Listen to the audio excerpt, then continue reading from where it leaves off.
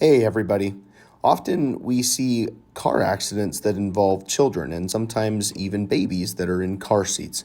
Obviously, sometimes these can be very tragic situations, but for you as parents, it's really important to make sure that your children are buckled properly.